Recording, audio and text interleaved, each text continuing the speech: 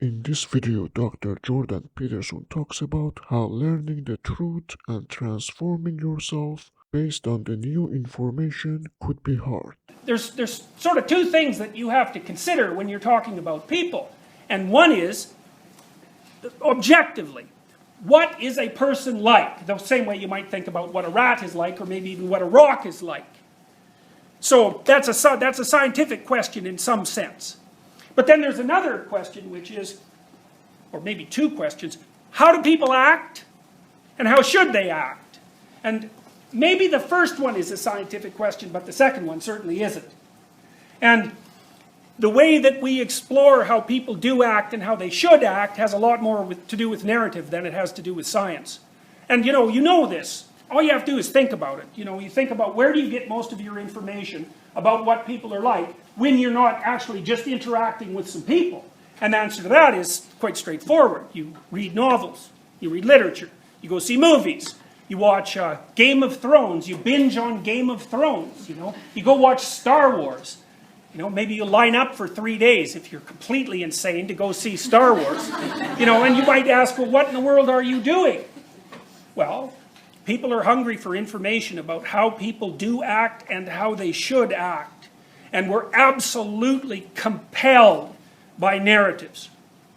And there's a reason for that. Well, and you kind of know what a narrative is and what one isn't, right? You go to a movie and you think, oh, the character development's pretty good, but, as a story, it was terrible. And then maybe you talk with your friends about why it was a terrible story. But the funny thing is, you kind of know, right? It's like some things are stories and some things aren't. And laying out what actually makes something a story, that's very difficult.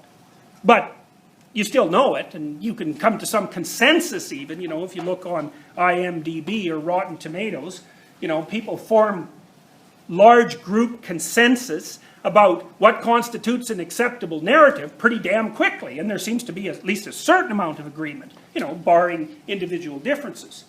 So the point is that if you pay careful attention to personality theories, they can expand your capacity to represent yourself in ways that's extremely useful. Because, you should understand who you are and why, and what implications that has for you. Because you're a transformable creature, but you also have a fairly stable underlying substructure, right? Otherwise you just melt like an octopus. So you're this weird dynamic combination of relatively permanent structure and then embedded capacity to transform. You have a nature. And so understanding your nature is extraordinarily worthwhile. It's not always the case, maybe it's seldom the case, that if you learn something important, that it's pleasant. This happens to people all the time. So maybe, I don't know, maybe you had a recent relationship that went seriously sour. And maybe it was because you were going out with a jerk, or maybe it's because you're just not very sophisticated. And no doubt you're trying to figure out which of those happens to be true while you're, considering the relationship. But generally what happens to people when they're moving towards something and the bottom falls out, because something occurs that they didn't understand and couldn't predict, maybe in their own behavior, maybe you had an affair while you were in your relationship and you didn't expect that.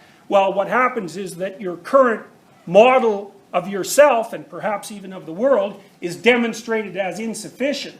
That rattles you up badly.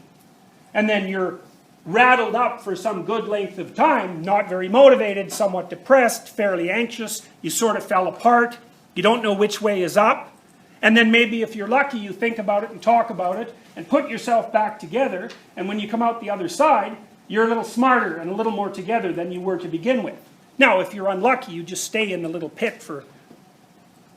People can stay in the little pit for a very, very long time.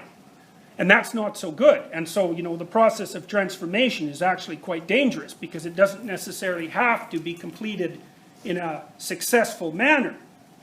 But it does have a pattern, and the pattern usually is you think you know what you're doing, and then something happens to demonstrate that you actually don't know what you're doing. And that puts you in a spin. And then through careful analysis and support and discussion and other processes that we don't really understand very well, you come to incorporate the anomalous knowledge that knocked you on your back. You reconstruct your personality and your representations of the world, And then you move ahead, hopefully, more than you were before.